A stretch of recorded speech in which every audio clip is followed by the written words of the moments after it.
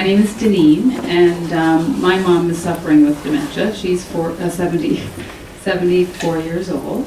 And so it's been not as long as a story, but I think she knew a lot longer than we did. So I guess I'll just back it up to a little bit of an intro. I'm a family, we have 4 girls in my family. All of us were living out west up until 5-6 years ago. For my mom and dad's daughters, we all have each 2 children. And so my mom would travel out west to stay with us at Christmas. When we would have our kids, she would be there with us. She retired about 20 years ago, I think now. So she would always travel and live with us for a couple of weeks or a month at a time. My mom and dad would always come for Christmas, share between Red Deer, St. Albert, Vancouver, and Calgary, where my other sisters were. So we spent a lot of time with my mom, where you normally, whatever, you leave the nest and you go and you create your own family. You don't usually live with your parents. And we would move home to come back to PEI every summer and stay with mom and dad. So I'm an educator, so I would have the summer off and I would come and live with my parents for a month. So I spent a lot of time with my parents after moving out. So about in 2009, when I moved back home, unrelated to my mom's dementia, just another thing happening in our lives, and had always wanted to move back home like most Islanders.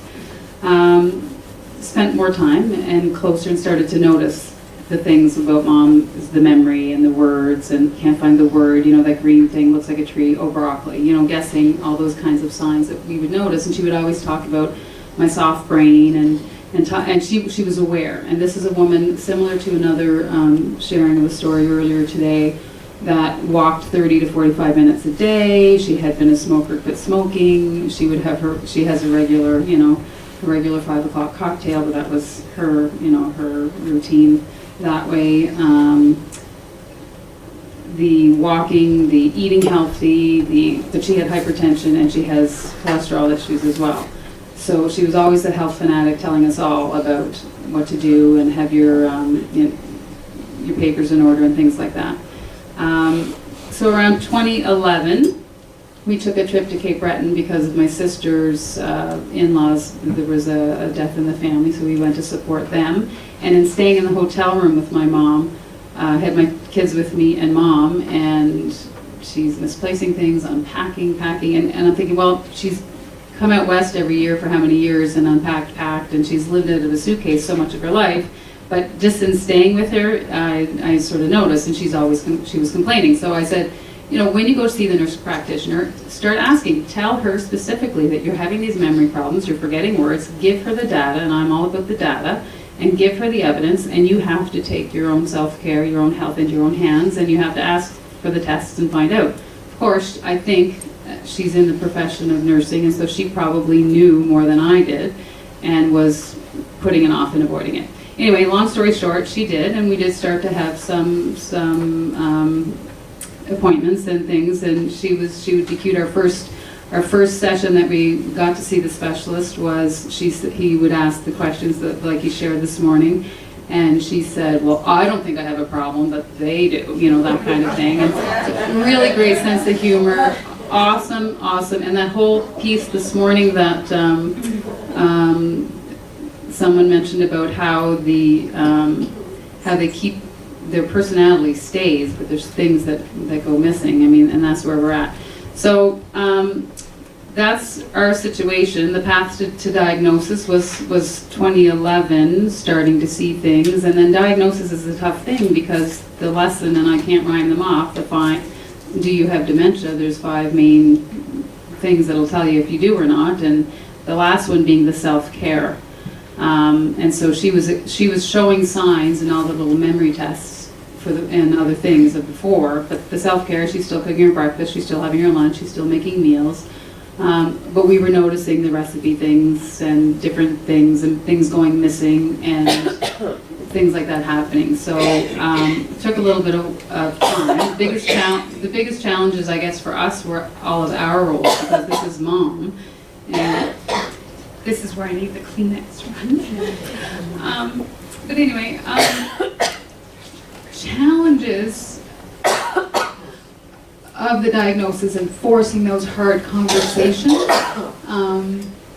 because you know that she knows, and she says, my soft brain and stuff.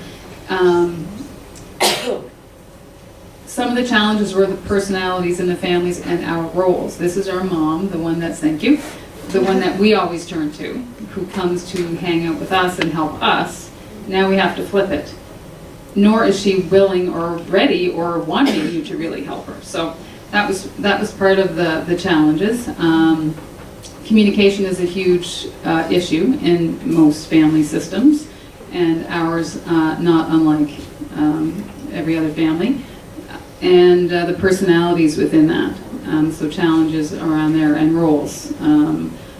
4 girls, no boys, all very strong personalities, and everybody having an opinion, and everybody wanting a piece of mom. So, and then there's the dad part.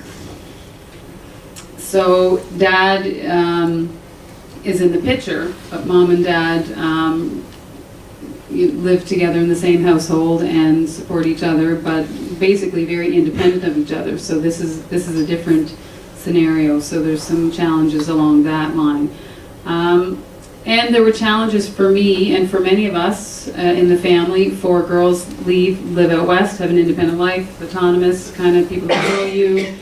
You come back home where your parents have been for their entire lives, and it's a big fishbowl, and you're not used to the fishbowl. And it's privacy versus community care and all of that story and the challenges. So that's the last item in my list of challenges, and it's the first item in my list of the biggest supports, is that community. More cleaners. Process. We were lucky. We are lucky because the communication is there, although at this current time everybody's life is busy, so you kind of take a step back, and it's the privacy piece again. You don't know when to stick your nose in, and everybody has a role to play because everybody wants what's best. So our community's fantastic. Me being an educator, the first place I go to is the internet and the Alzheimer Society and the education series, and what a huge support that group has been for me. And I can't understand why my sisters can't come with me and don't want to go to the meetings, and my dad doesn't want to come, and you people, why don't you want to learn as much as you can?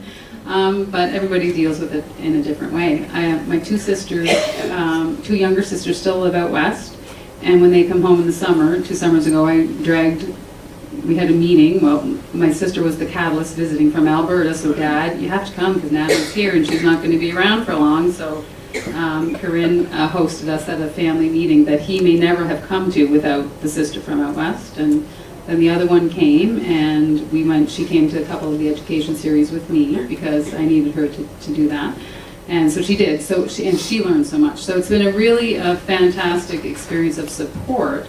And in our community, lots of people coming together. So life lessons, and we talked about it this morning around my table, about the one day at a time, the present moment, the self-care for caregivers.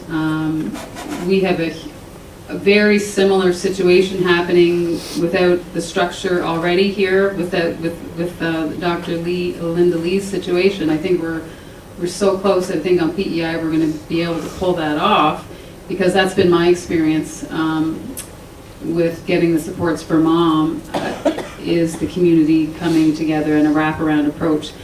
But it can't happen if you sit home and you don't ask questions and you don't call and you don't connect with people, and it's really important.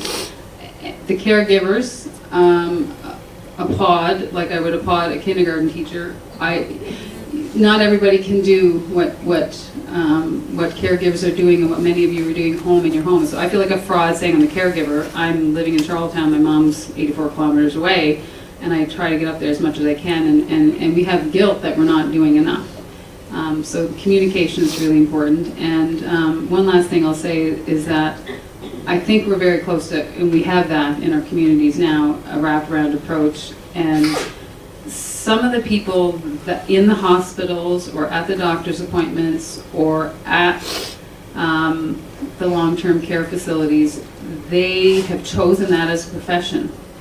and they're very good at what they do, and they're highly trained, and they know their world.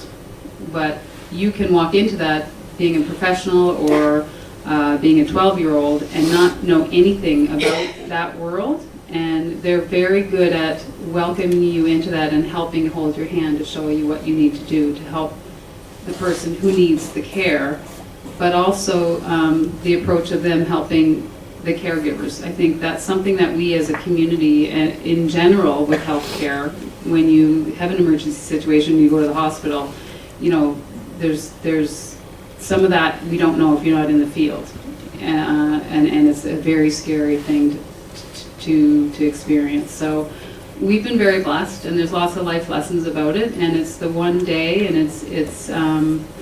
it's really honoring the dignity of your person who's experiencing these issues, and the statistics are there, and I think we have a lot more good work to do, and you can't do it on your own, and you have to take care of yourself. It's that whole oxygen mask analogy in the airplane. You got to put yours on first, and it's not easy to do.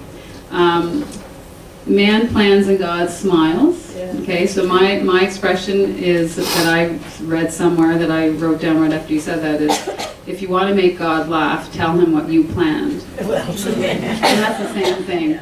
So I thank the Alzheimer Society for the opportunity to come and share a little bit of our story, and I encourage all of you to share with each other. Thanks.